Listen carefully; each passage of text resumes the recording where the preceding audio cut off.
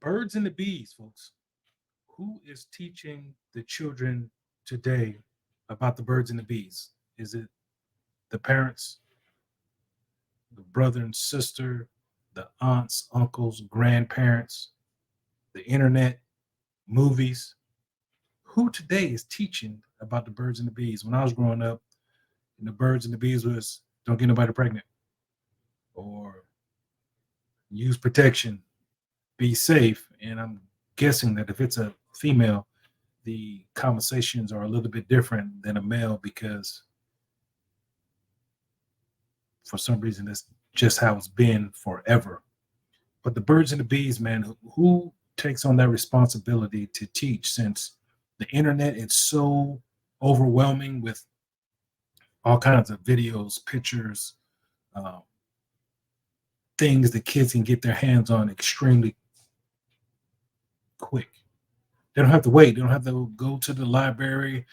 They can see it immediately unless you have something on their phone blocking sites. And they're so smart nowadays, they'll get around that, or their friend is able to show them anything they want to see. So, who is teaching the birds and the bees? I've been looking up online to see if they're still teaching sex education classes and all that kind of stuff. And not a lot of the high schools are teaching sex education unless you're taking it as an elective. When I was in junior high, we did driver's ed half the year, and then we did sex education the other half the year. It might have just been a semester, and it was taught by the gym teacher. And our gym teacher was hilarious. So, I mean, it was educational, but we were already moving towards that sexual peak in the ninth grade. So, who is teaching your kids the birds and the bees? That's a topic that we need to discuss because doing my research, it said you need to start that conversation around between the third and the fifth grade. The third and the fifth grade,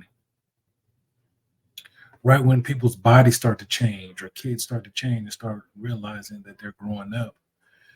You should have that conversation between the third and the fifth grade. But a lot of people, I mean, I wouldn't be comfortable to have a conversation about the birds and the bees in the third or the fifth grade because I'm hoping that your children are not thinking about those type of things that early. But in this day and age, it's a lot different than when we grew up because they can see it all. Even on regular TV shows, they show butts and they show almost boobs, and almost everything else. So it's not as reserved as when I grew up, where you could barely say any cuss words on TV, and you had to wait till HBO to come on, and they will come on and tell you that HBO will show this film only at night because it's going to be some murdering, some killing, or somebody's going to be naked.